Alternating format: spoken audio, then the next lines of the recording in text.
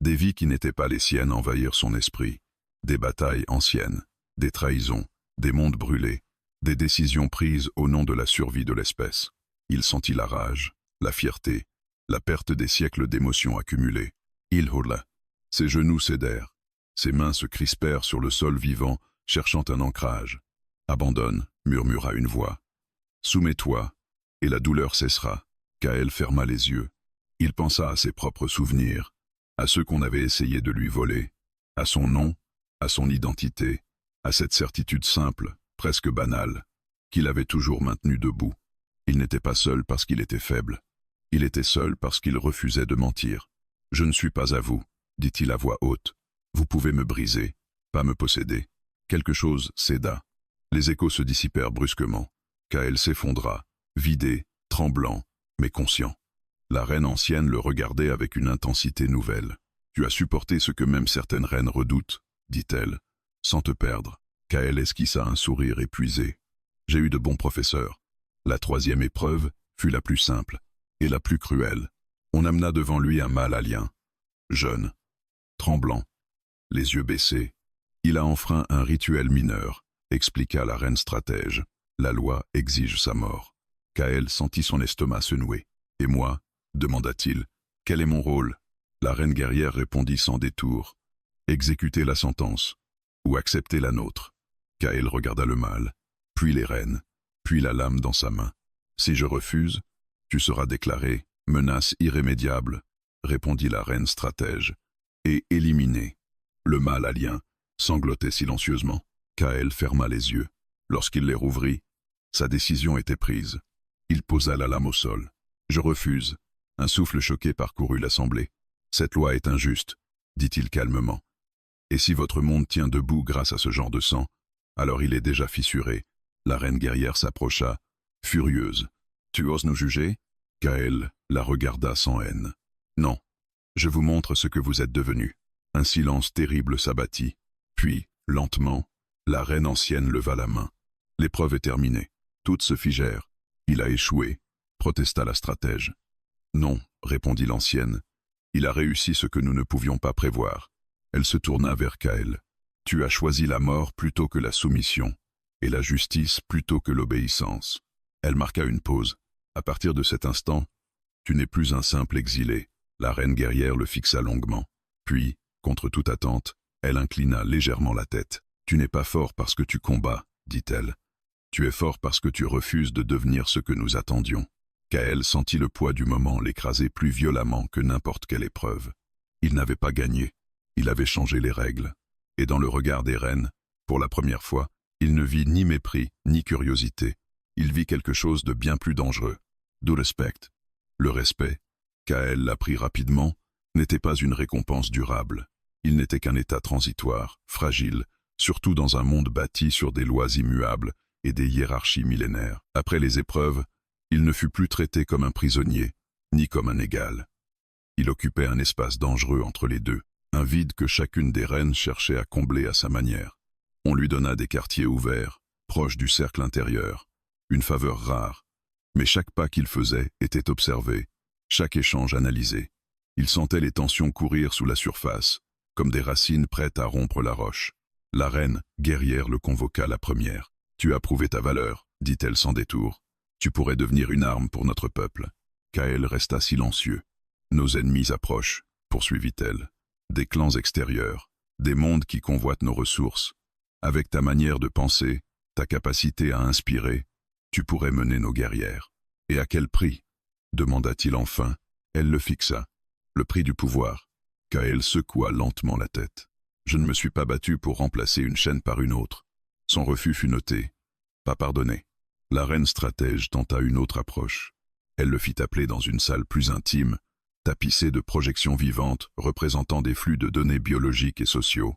Elle parlait peu, mais chaque mot était calculé. « Tu es une variable incontrôlée, Kael Armand, » dit-elle. « Et pourtant, tu fonctionnes. »« J'essaie, » répondit-il. « Tu pourrais nous aider à réformer sans détruire, influencer les castes inférieures, redéfinir le rôle des mâles, progressivement. » Kael la regarda longuement. « Progressivement, » répéta-t-il. « Combien mourront pendant cette progression ?»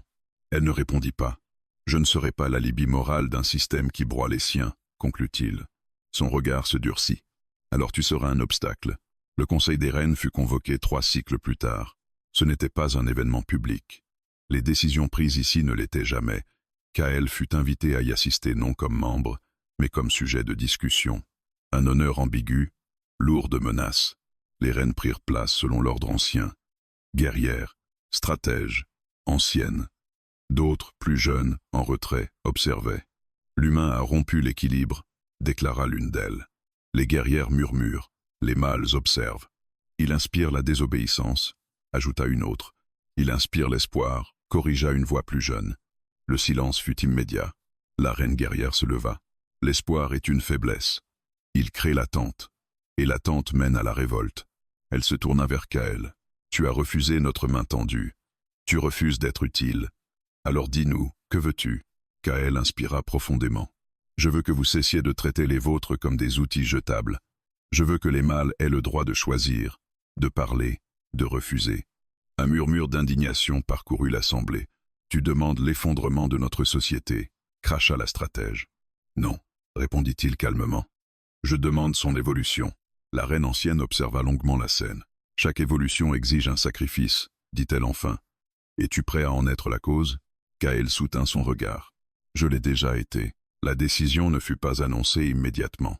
On laissa Kael repartir, attendre. Cette attente fut la plus lourde de toutes.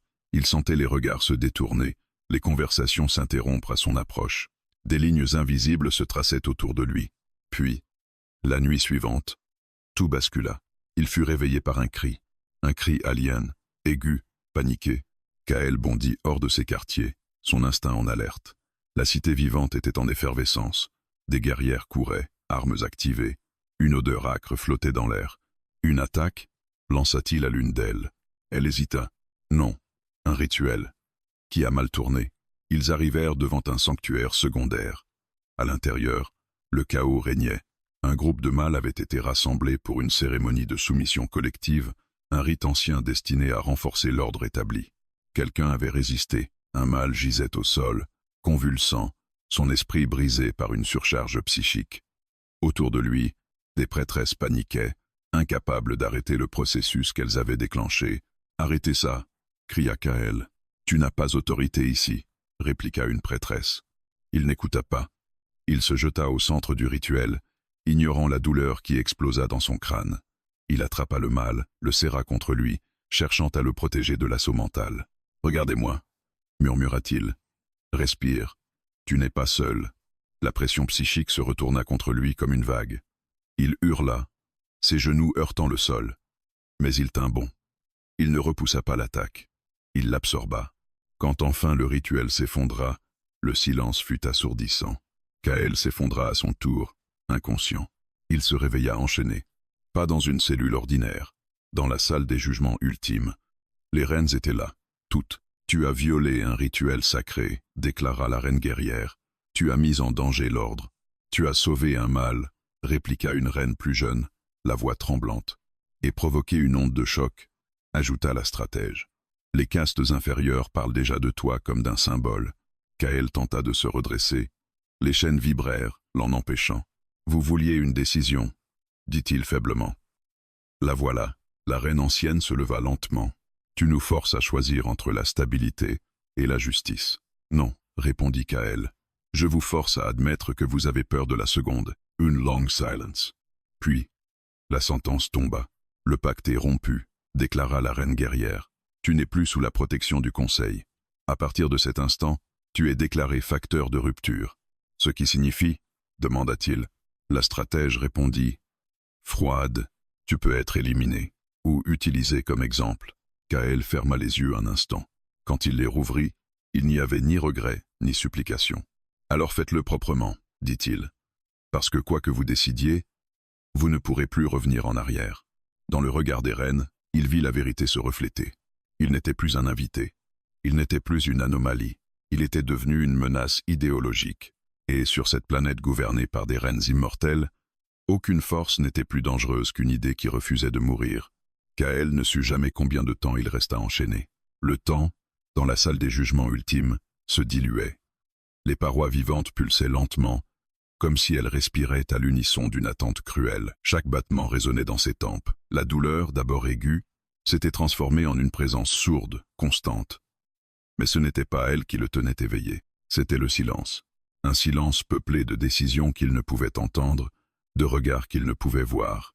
Il sentit pourtant le changement avant qu'il ne se produise. La planète elle-même sembla frémir, comme si une ligne invisible venait d'être franchie.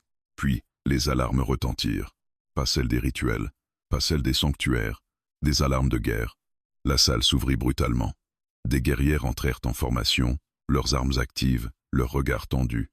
La reine guerrière apparut à leur suite, le visage fermé. Les clans de cendres ont franchi la frontière racine, annonça-t-elle. En ombre, la reine stratège la rejoignit aussitôt. Ils avancent vers la cité, cœur. Ils ont appris l'existence de l'humain. Kael releva la tête malgré les chaînes. Et ils pensent que je suis votre faiblesse, dit-il. Personne ne le contredit. Ou ton catalyseur, corrigea une voix plus jeune. Une reine encore peu marquée par les siècles. La reine guerrière serra les mâchoires. Qu'ils pensent ce qu'ils veulent. Ils veulent notre sang. Ils veulent surtout prouver que notre ordre peut être brisé, répondit la stratège. Et si l'humain meurt aujourd'hui, ils en feront un symbole. Un murmure parcourut le conseil. La reine ancienne se leva enfin. Sa présence imposa le silence. Détachez-le. Les chaînes vibrèrent, hésitèrent, puis se relâchèrent. Kael tomba à genoux, surpris. Il releva les yeux, incrédule. Tu es toujours un facteur de rupture, dit la reine ancienne. Mais aujourd'hui, nous avons besoin de comprendre jusqu'où va cette rupture. Kael se redressa lentement, malgré la fatigue. Vous me libérez pour me tester, dit-il, ou pour m'utiliser. Les deux, répondit la reine guerrière sans détour. Elle s'approcha de lui. Les clans de cendres n'obéissent à aucune reine unique. Leur force repose sur la terreur et le nombre. Nos stratégies habituelles seront insuffisantes. Et vous pensez que je peux y faire quelque chose, dit Kael. Tu penses différemment, répondit-elle. Tu combats autrement. Un silence. Mais si tu trahis, ajouta-t-elle, je te tuerai de mes propres mains. Kael hocha la tête. Marché équitable. La guerre éclata à l'orée de la cité-cœur. Les clans de cendres surgirent des canyons bioluminescents comme une marée sombre. Leurs armures étaient grossières, brûlées, imprégnées de cendres radioactives. Leurs cris de guerre déchiraient l'air, portés par des implants soniques primitifs. Kael observa le champ de bataille depuis une plateforme élevée, entourée de guerrières qui le surveillaient autant qu'elles le protégeaient. Ils cherchent la rupture frontale, dit-il rapidement. Ils veulent vous forcer à engager toutes vos forces ici.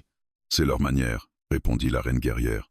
Ils submergent, ils écrasent. Kael secoua la tête. Alors ne leur donnez pas ce qu'ils veulent. Il pointa du doigt les racines géantes qui serpentaient sous le champ de bataille. Votre planète est vivante. Utilisez-la. La reine guerrière hésita une fraction de seconde. Explique, feignez la faiblesse.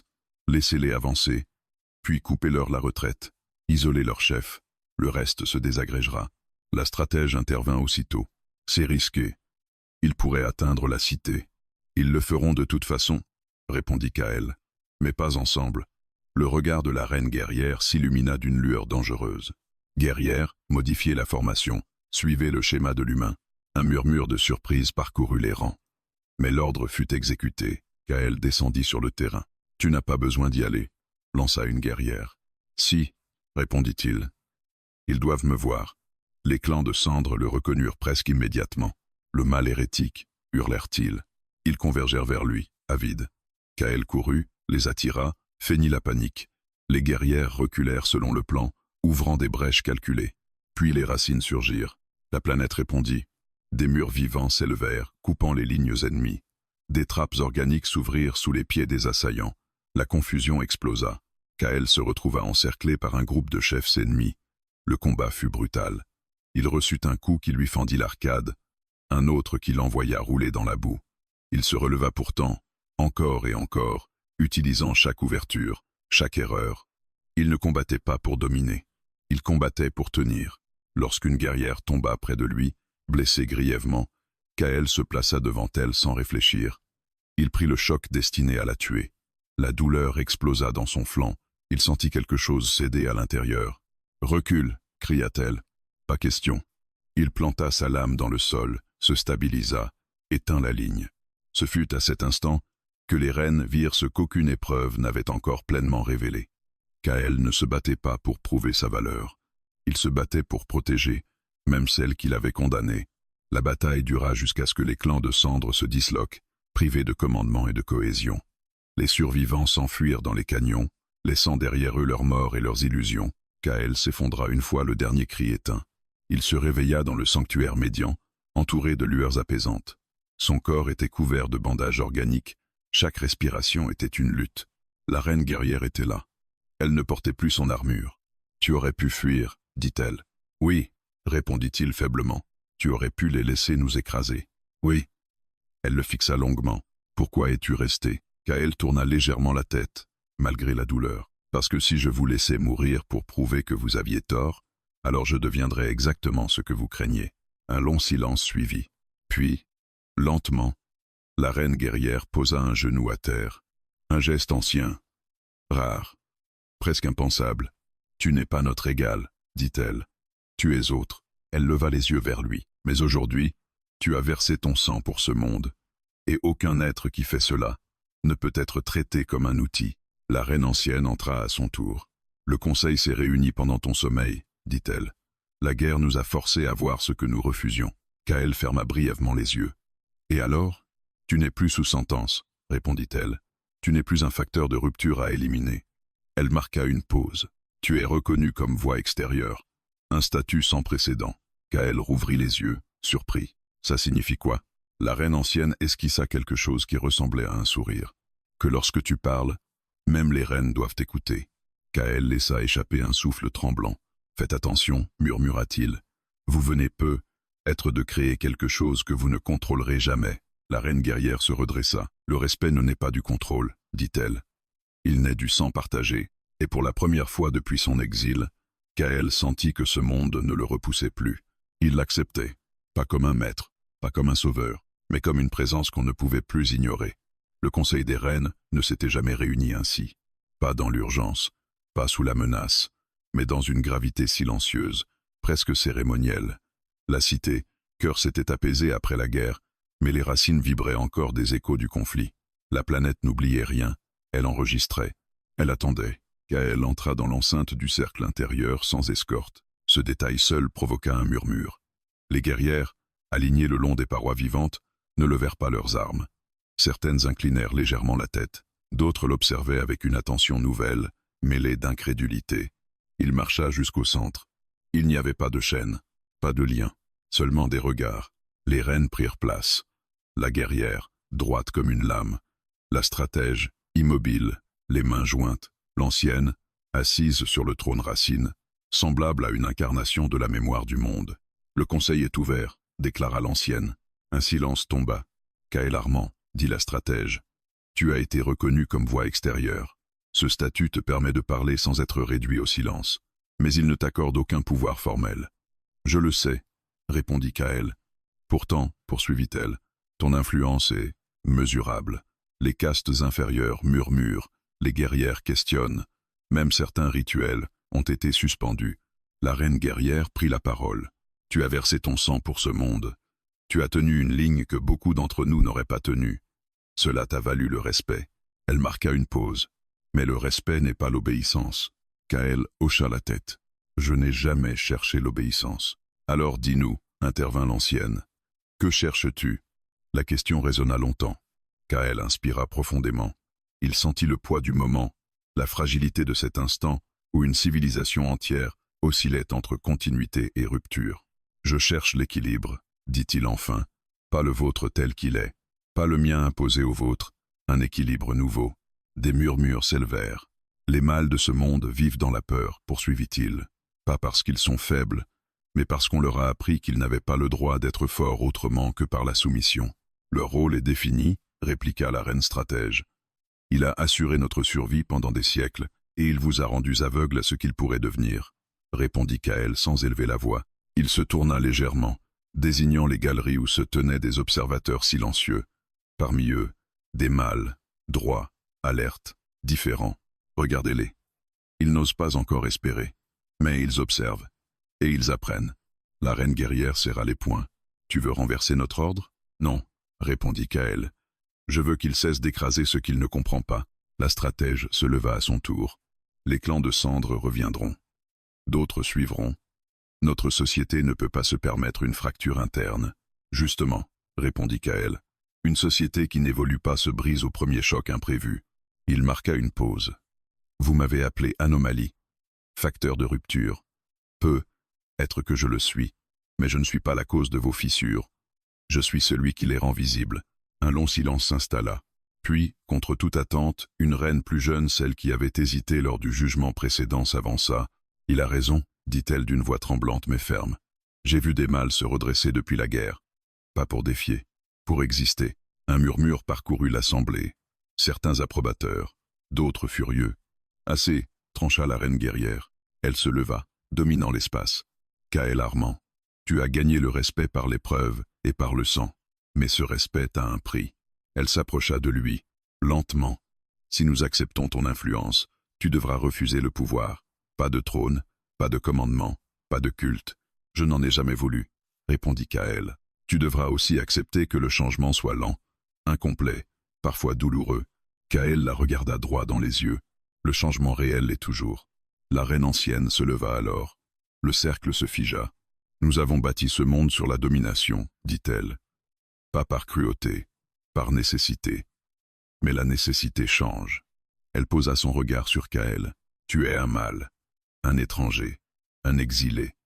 Et pourtant, tu es le seul mâle devant lequel aucune reine ici ne peut se lever sans réfléchir. » Un frisson parcourut l'assemblée. « Non parce que tu nous menaces, poursuivit-elle, mais parce que tu nous obliges à nous regarder. » Elle éleva une main.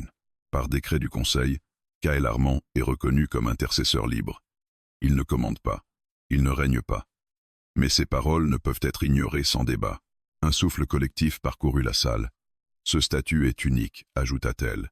Il ne sera jamais accordé à un autre sans notre accord unanime. » La reine guerrière s'inclina légèrement. La stratège fit de même, après une hésitation infime. Puis, une à une, les autres reines suivirent. Kael resta immobile, le cœur battant trop vite. « Vous venez de changer votre monde, » murmura-t-il. « Non, » corrigea l'ancienne. « Nous venons d'accepter qu'il change. » La nouvelle se répandit rapidement.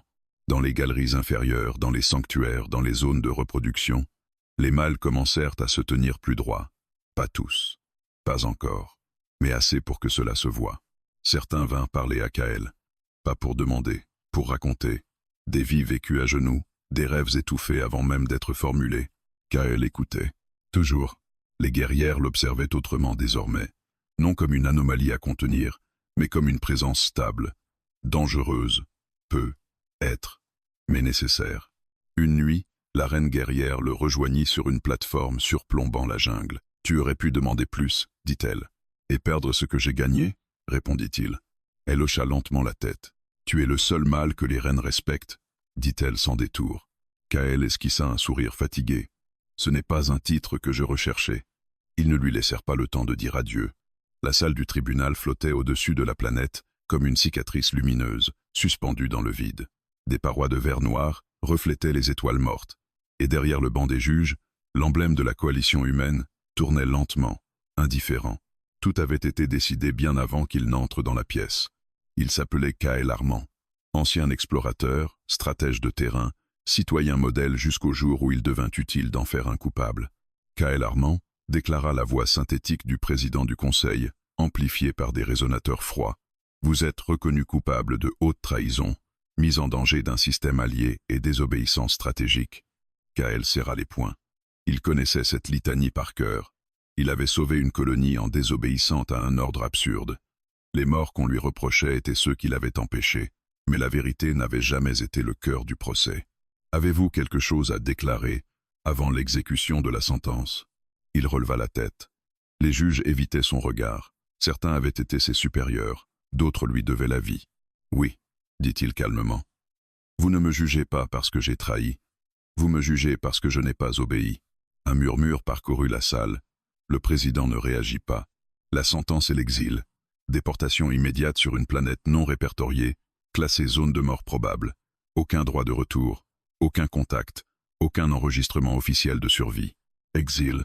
Pas une mort rapide, pas même une prison, juste l'effacement. Kael esquissa un sourire sans joie. « Alors vous admettez que vous avez peur de me tuer. » Le marteau énergétique s'abattit. Fin de l'audience. La capsule d'exil était une chose primitive, presque insultante. Pas de système de navigation manuel, pas d'armement, juste une atmosphère minimale, un module de survie basique et un parachute de descente planétaire. Comme si on jetait un corps encore vivant dans une fosse. À travers le hublot, K'El vit la station s'éloigner. Aucun vaisseau ne l'accompagnait, aucun témoin.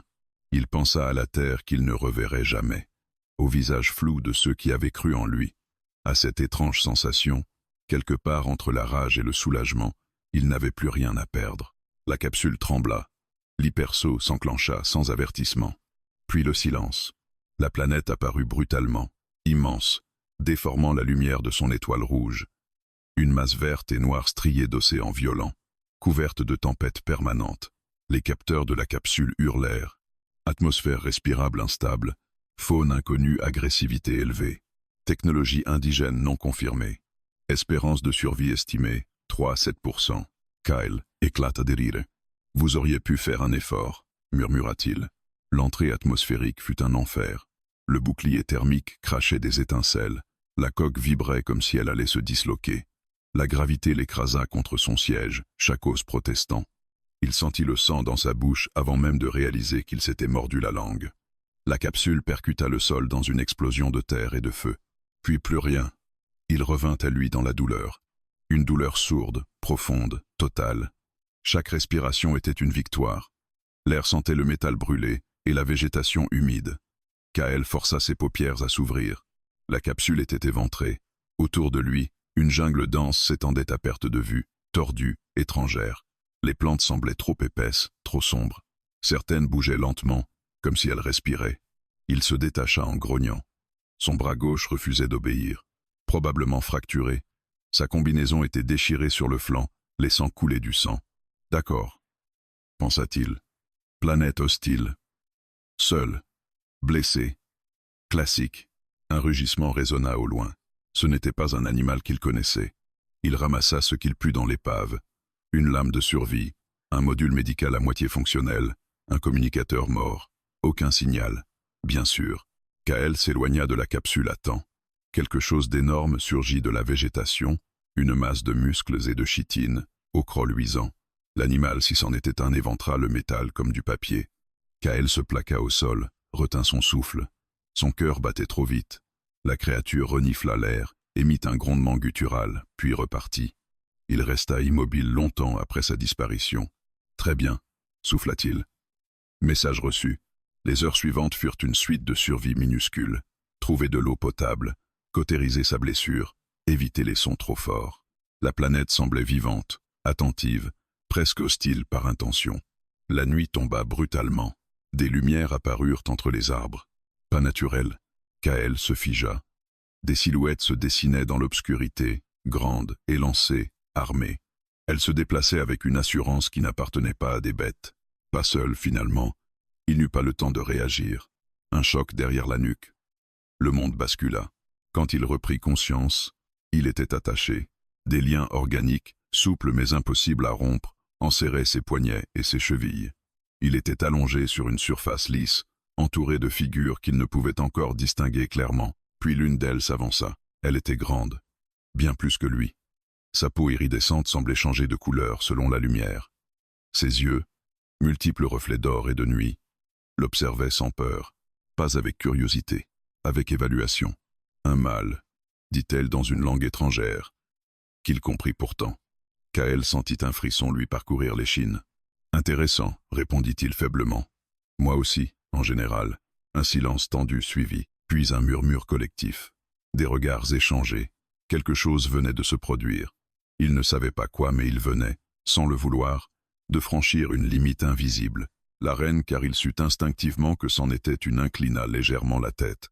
Celui-ci n'est pas comme les autres. K'El sourit, malgré la douleur, exilé sur une planète hostile. Et ce n'était que le début. K'El reprit conscience dans une chaleur moite, enveloppante, presque étouffante. L'air vibrait d'une énergie sourde, chargée d'odeurs inconnues. Résine, métal vivant, quelque chose de minéral et de floral à la fois. Sa première tentative pour bouger échoua aussitôt.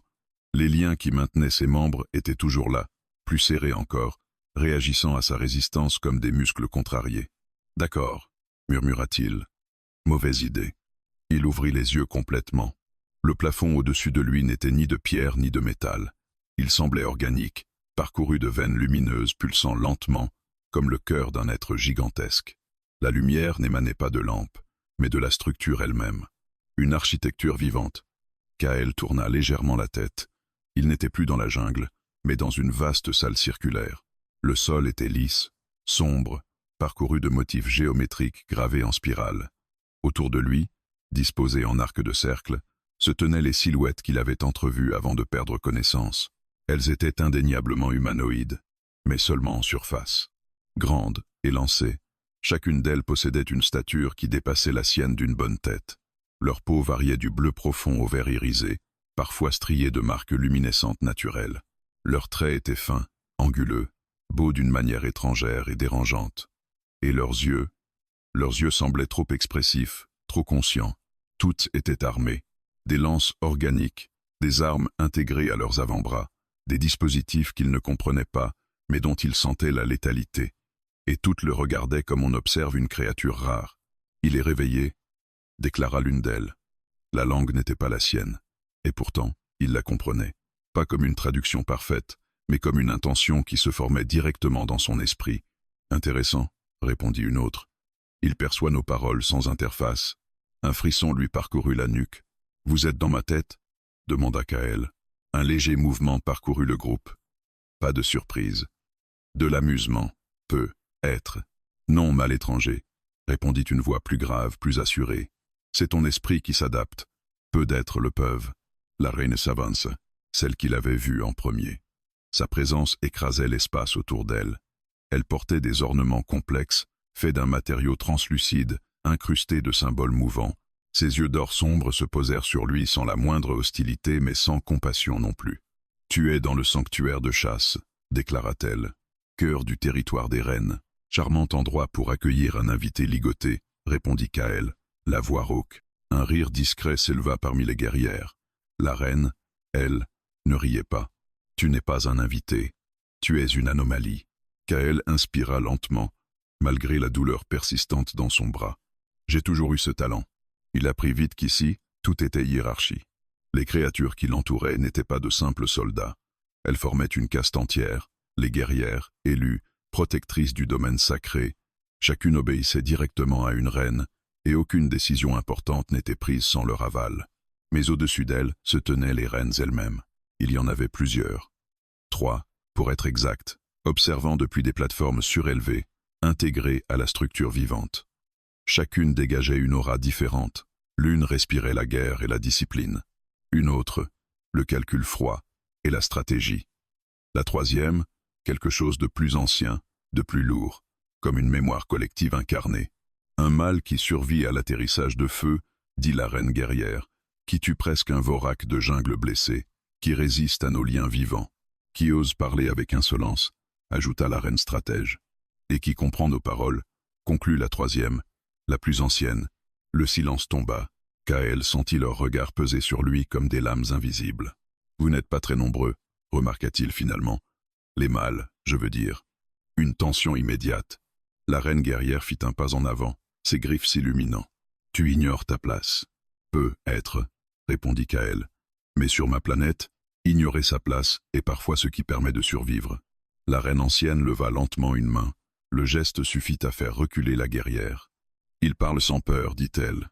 Voilà ce qui nous trouble. » Kael comprit alors. Les mâles de cette espèce n'étaient pas comme lui. Il les vit enfin. Au fond de la salle, dissimulés derrière des parois semi-organiques, se tenaient des silhouettes plus petites, plus frêles. Leur posture était courbée, leurs yeux fuyants. Ils ne portaient aucune arme. Certains semblaient à peine conscients de leur environnement. « Ce sont les vôtres ?» demanda-t-il doucement. « Ils sont nécessaires, » répondit la reine stratège. Rien de plus. Quelque chose se serra dans la poitrine de Kael. « Et-moi » La reine guerrière sourit. Un sourire sans chaleur. « Tu n'es pas nécessaire. Tu es imprévisible. » Les jours suivants, ou ce qui en tenait lieu, furent consacrés à l'observation. Kael fut déplacé dans une cellule ouverte, surveillé mais non confiné. Les liens furent retirés, remplacés par une présence constante. Il était étudié sous tous les angles. Physiologie, résistance, réactions émotionnelles. Chaque mouvement était noté, chaque parole analysée. Il se rendit vite compte d'une chose troublante. Il s'attendait à ce qu'il plie, à ce qu'il supplie, qu'il cherche à plaire, qu'il accepte une domination totale, comme les mâles de leur espèce. Mais Kael ne savait pas faire ça. Il se tenait droit malgré la fatigue. Il soutenait les regards. Il refusait de répondre à certaines injonctions, non par défi aveugle, mais par principe. « Pourquoi résistes-tu » lui demanda un jour la reine stratège, seule avec lui. « Parce que je suis encore vivant », répondit-il, « et tant que je le suis, je décide de qui je suis. » Elle l'observa longuement. Chez nous, les mâles qui pensent ainsi meurent. Chez nous, ceux qui les écrasent aussi, parfois, un silence. Puis, pour la première fois, quelque chose changea dans son regard. Pas de respect, mais un doute. La nuit suivante, Kael sentit qu'il n'était plus simplement un prisonnier. Il était devenu une question. Et sur cette planète gouvernée par des reines absolues, une question pouvait être plus dangereuse qu'une arme. Très loin de son monde, exilé parmi des êtres qui n'avaient jamais respecté un mâle, Kael Armand venait d'entrer dans un jeu ancien, cruel et sacré. Et il n'y avait aucune règle écrite pour ce qui allait suivre. Kael comprit qu'il avait cessé d'être un simple prisonnier le jour où ils commencèrent à le toucher sans chercher à le contraindre. Ce fut d'abord subtil. Une guerrière s'approcha trop près. Une autre effleura sa peau du bout des doigts, comme pour vérifier une texture. Puis vinrent les examens pas brutaux, pas humiliants, mais méthodiques, presque cliniques. Des dispositifs organiques glissèrent le long de ses bras, de sa cage thoracique, de sa nuque. Des impulsions parcoururent ses nerfs, réveillant des douleurs anciennes et des réflexes profondément humains. Kael serra les dents. Il ne cria pas. Sa structure osseuse et dense déclara une voix derrière lui, plus résistante que prévu. Son système hormonal réagit violemment au stress, ajouta une autre. Mais il ne cède pas. Il nous regarde, observa une troisième. Même maintenant, Kael soutenait leur regard, un à un. Ce n'était pas de la provocation. C'était un choix. La reine guerrière était présente. Il sentait sa proximité avant même de la voir. Elle incarnait la violence maîtrisée, l'autorité forgée dans le sang. Lorsqu'elle s'approcha, le silence se fit. « Redresse-toi » ordonna-t-elle. Kael s'exécuta lentement, malgré la douleur de son bras mal rétabli. Il se mit debout, pieds bien ancrés dans le sol vivant. « Tu sais ce que nous faisons » demanda-t-elle. « Vous cherchez à comprendre pourquoi je ne me brise pas » répondit-il. Un éclair traversa ses yeux. « Et pourquoi ne te brises-tu pas, mâle humain » Il réfléchit un instant, puis répondit simplement « Parce que personne ne m'a jamais appris que c'était une option. » Un murmure parcourut l'assemblée. Ils lui montrèrent ensuite leur mâle, pas par cruauté, par évidence. On le conduisit dans une vaste galerie souterraine, baignée d'une lumière douce et diffuse. Là vivaient les reproducteurs. Le mot s'imposa à Kael avec une violence inattendue. Ils n'étaient pas prisonniers au sens humain du terme. Ils étaient entretenus, nourris, protégés, vidés. Leur corps était gracile, leurs gestes hésitants. Certains détournaient les yeux à la vue des reines. D'autres s'inclinaient immédiatement, comme par réflexe conditionné. Aucun ne parlait sans y être invité. Aucun ne soutenait un regard. Ils ne combattent pas, expliqua la reine stratège. Ils ne décident pas, ils ne questionnent pas. Et ils ne souffrent pas, ajouta la reine ancienne. Du moins, pas comme toi. Kael sentit une colère froide monter en lui. Ils ont été brisés, dit-il. La reine guerrière se tourna vers lui, menaçante. Ils sont à leur place. Kael la fixa droit dans les yeux. Alors explique-moi pourquoi vous tremblez face à quelqu'un qui refuse cette place. Le silence fut brutal. Pour la première fois depuis son arrivée, Kael sentit quelque chose se fissurer. Les jours suivants furent consacrés aux épreuves mentales. Ils tentèrent la domination psychique, une projection de volonté pure, destinée à forcer son esprit à se soumettre. Kael tomba à genoux, le crâne en feu, des images étrangères déferlant dans sa tête. Souvenirs de chasses anciennes, de reines mortes, de mondes conquis.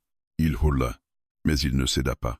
Il pensa à la terre, à la station, au tribunal, à la capsule en feu, à toutes ces fois où il avait survécu non parce qu'il était le plus fort, mais parce qu'il refusait d'abandonner. Quand la pression se dissipa, il respirait à peine. Du sang coulait de son nez. « C'est impossible », murmura une prêtresse. Il aurait dû perdre conscience. « Ou se soumettre », ajouta une autre. La reine ancienne s'approcha. « Non », dit-elle doucement. « Il a opposé une structure à notre volonté. » Kael leva les yeux vers elle. « Vous ne comprenez pas, dit-il d'une voix rauque. Chez moi, on apprend très tôt une chose. Il y a toujours quelqu'un de plus fort, Alors on apprend à tenir autrement. Comment? Demanda-t-elle. Il sourit faiblement. En décidant que certaines choses ne sont pas négociables, ce fut lors de la 4e nuit qu'il franchit la limite invisible. On l'amena devant le cercle intérieur, un lieu sacré, réservé aux décisions irrévocables. Les reines y prenaient place selon un ordre immuable, leurs silhouettes se découpant dans une lumière presque solaire. Kael fut invité à s'agenouiller.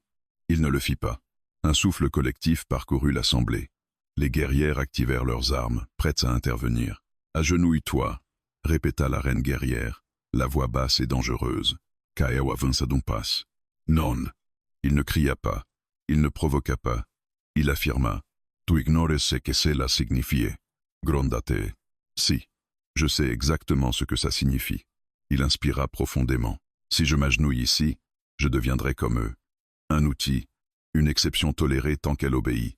Et vous le savez, la tension était telle que l'air lui-même semblait vibrer. La reine stratège prit la parole. Tu préfères mourir? Kael soutint son regard.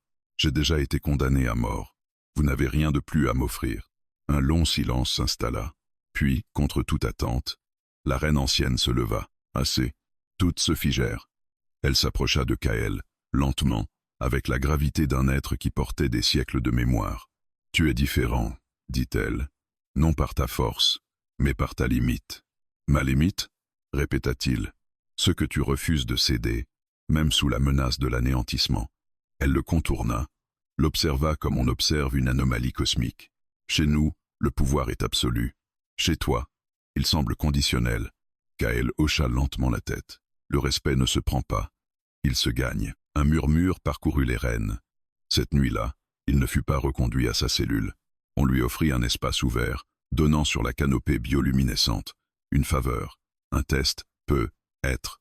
Kael s'assit, seul, observant les lueurs mouvantes sous lui. Il sentait leurs regards. Il sentait leurs pensées tournoyer autour de lui. Il n'était pas désiré. Il était redouté. Et quelque part, profondément, respecté à contre-cœur, la reine guerrière vint à lui, sans escorte. « Tu es dangereux », dit-elle sans détour. « Je sais », répondit-il. « Tu pourrais changer l'équilibre de ce monde. Je ne veux pas gouverner votre monde. » Elle plissa les yeux. « Alors pourquoi refuses-tu de plier ?» Kael leva les yeux vers les étoiles rouges à travers la végétation. « Parce que si je le fais, je ne survivrai pas vraiment. » Un silence. « Tu n'es pas un mâle comme les autres, » dit-elle finalement. Il esquissa un sourire fatigué. « On me l'a déjà dit. » Lorsqu'elle partit, Kael comprit enfin la vérité. Il n'était pas un intrus sur cette planète. Il était une contradiction vivante. Et les reines allaient devoir décider quoi faire d'un mal qu'aucune loi, aucune tradition, aucun instinct ne parvenait à contenir. La légende n'était pas encore née, mais elle venait de trouver son point de rupture. La décision fut prise à l'aube, lorsque la planète semblait retenir son souffle. Kael le sentit avant même qu'on ne vienne le chercher. L'air avait changé, les regards aussi. Il n'était plus observé comme une curiosité dangereuse, ni comme une anomalie à disséquer. Quelque chose de plus ancien, de plus solennel, s'était mis en marche. La reine guerrière le fit convoquer. Elle l'attendait dans l'arène des racines, un lieu que même les guerrières franchissaient avec retenue. Le sol y était formé d'entrelacs vivants, de racines géantes, jaillissant des profondeurs de la planète, pour former un cercle imparfait. Au-dessus, la canopée s'ouvrait sur le ciel rougeoyant, laissant filtrer une lumière brute, sans filtre ni douceur. « C'est ici que nous jugeons ce qui ne peut être décidé par les mots », déclara la reine guerrière. Elle portait une armure partielle, faite de plaques organiques durcies par des générations de combats. Des cicatrices marquaient sa peau iridescente, visibles, assumées. Elle ne les cachait pas, elles étaient sa légitimité. « Tu refuses la soumission », poursuivit-elle. « Tu refuses la peur. Tu refuses même la mort quand elle se présente. » Elle s'approcha jusqu'à ce que Kael puisse sentir la chaleur qui émanait d'elle. « Alors tu seras jugé selon nos lois les plus anciennes. » Kael inspira profondément. « Des épreuves, dit-il. « 3, répondit-elle. Corps, esprit, choix. Autour d'eux, les guerrières formèrent un cercle. Plus loin, sur des plateformes élevées, les autres reines observaient en silence. « Tu peux encore refuser, » ajouta la reine guerrière, « et être éliminée sans honneur. » Kael secoua lentement la tête. « Je suis déjà allé trop loin pour reculer. » Un éclat traversa son regard. « Alors commence. » La première épreuve fut celle du corps. On le mena hors du sanctuaire, vers une zone interdite même aux patrouilles régulières. La jungle y était plus dense, plus sombre. Les sons y étaient étouffés, comme si la planète elle-même dissimulait quelque chose. Le Vorak Alpha vit ici, expliqua une guerrière. Il tue même nos chasseresses les plus aguerries. Kael serra la poignée de la seule arme qu'on lui avait donnée. Une lame courte, simple, sans technologie avancée. « Vous êtes généreuse », ironisa-t-il. La reine guerrière répondit sans sourire. « Nous voulons voir comment tu fais face à ce qui te dépasse. » Le Vorak surgit sans avertissement. Plus massif que celui qu'il avait aperçu lors de son arrivée, couvert de plaques chitineuses striées de veines lumineuses, il se déplaçait avec une rapidité terrifiante pour une créature de cette taille. Son rugissement fit vibrer le sol. Kael n'eut pas le luxe de réfléchir. Il esquiva de justesse une charge qui pulvérisa un arbre. Le choc le projeta au sol. La douleur explosa dans son épaule déjà fragile. Il roula, se releva en grognant, le souffle court. Le Vorak attaqua encore. Kael observa, apprit. Il comprit vite que la force brute ne suffirait pas. Alors il fit ce qu'il avait toujours fait. Il s'adapta. Il utilisa le terrain, attira la créature vers les racines massives, la força à se coincer, à exposer ses flancs. Il encaissa des coups, sentit ses côtes protester, mais resta debout. Quand enfin il planta sa lame dans une jointure vulnérable, ce ne fut pas avec rage, mais avec précision. Le Vorak s'effondra dans un grondement final. Kael tomba à genoux, haletant, couvert de sang le sien et celui de la bête. Les guerrières ne crièrent pas victoire. Elles observaient. La reine guerrière s'approcha du cadavre, posa une main sur la chitine brisée. « Tu n'as pas cherché à dominer, dit-elle. Tu as compris. » Kael leva les yeux vers elle. La force sans lucidité est une condamnation. Elle hocha lentement la tête. La seconde épreuve fut celle de l'esprit. Kael fut conduit au bassin des échos, un lieu sacré où les souvenirs collectifs des reines affluaient. On l'y plongea sans préparation. La douleur fut immédiate. Pourtant, tu l'as mérité. Un silence confortable s'installa. « Que feras-tu maintenant » demanda-t-elle. Kael observa les lueurs bioluminescentes onduler sous eux. « Je resterai, dit-il, tant que ma présence aidera plus qu'elle ne blessera. » Elle le regarda longuement, et quand ce ne sera plus le cas, Kael haussa légèrement les épaules. « Alors je partirai. Le respect, comme le pouvoir, n'a de valeur que s'il peut être quitté. » La reine guerrière le fixa, puis inclina une nouvelle fois la tête. Pas comme on s'incline devant un supérieur, mais comme on reconnaît un égal d'un genre nouveau. Et dans le silence vivant de la planète, une vérité s'imposa lentement à toutes celles qui gouvernaient ce monde. Le plus grand bouleversement n'était pas né de la force, mais d'un mal qui avait refusé de plier et qui, ce faisant, avait appris aux reines ce qu'était le respect. La possibilité du départ fut évoquée sans cérémonie. Elle n'arriva ni comme une récompense, ni comme une menace, mais comme un fait. Une information déposée au centre du cercle intérieur, calme et irrévocable, comme on annonce un changement de saison. Un vaisseau de la coalition humaine a été détecté à la lisière du système, déclara la reine stratège. Ancien protocole d'exil. Il confirme ta survie. Un murmure parcourut l'assemblée. Kael resta silencieux. Il propose une récupération discrète, poursuivit-elle. Effacement des archives. Réintégration conditionnelle. Ton exil peut être annulé. Annulé. Le mot résonna plus violemment que toutes les condamnations qu'il avait entendues autrefois. La reine guerrière observa son visage, cherchant une réaction. Surprise. Soulagement. Désir. Elle n'y trouva rien de clair. Tu es libre de partir, ajouta la reine ancienne. Personne ici ne s'y opposera. C'était vrai, il le sentit.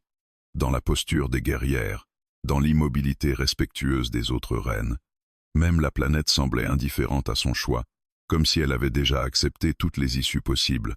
Kael Spiral Instrument. Puis-je réfléchir demanda-t-il. Autant que tu le souhaites, répondit l'ancienne. Le vaisseau restera en attente 3 cycles. La nuit qui suivit fut longue. Kael marcha seul dans la cité vivante, sans escorte. Personne ne tenta de l'arrêter. Certaines guerrières le saluèrent d'un signe de tête, d'autres détournèrent le regard, encore troublés par ce qu'il représentait. Il traversa les galeries inférieures, là où les mâles vivaient, ou survivaient, autrefois.